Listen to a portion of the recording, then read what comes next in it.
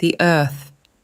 The old woman needed to sit on her little wooden stool these days to toil over her garden.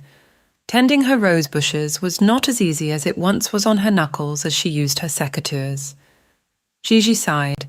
The sighing was because her trees and rose bushes and the ground soil no longer gave her ease, and had not for several weeks now. With the recent stirrings inside of her, she could no longer find solace in the ground. Something in the ground was stirring, and she was right to recognize this, but wisdom told her to watch and wait. She would find out soon enough. She still loved the soil because even at her age had felt the pull of the earth and knew that she was born to it. "Gigi, your sandwich is ready. It's on the table." John, her husband of nearly 50 years, knew how she liked it. She would get up shortly to tend to the pickle and ham sandwich she had loved since childhood. Maybe today she would even have two, because somewhere in her bones she knew she would need her strength. These days when Gigi got up off her stool, her head always tilted downward, and she always used her right hand to steady herself, to help her old bones balance as she rose off of her stool, so she did not topple over as she stood up.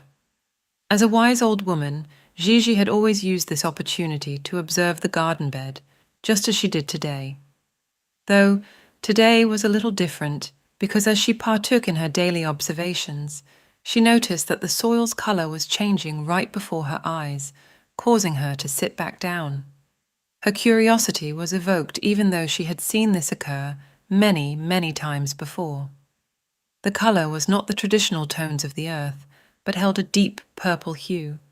Over half a century of witnessing this hue would cause Gigi to sigh deeply, and her shoulders heaved. The moving ground beneath her did not hold the fascination or intrigue that it once had. Instead, it held tedium and reminded her of her sore old bones, because she knew what was coming. "Coming, dear," she called to her husband, remembering her sandwich as she placed her hands on the stool seat.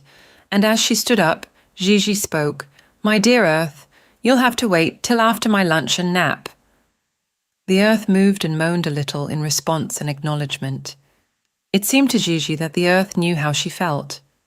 It also seemed the land felt a bit the same way, tired and a little worn out. The atmosphere in the garden also acknowledged this mutual understanding as a small gentle breeze blew through the rose bushes.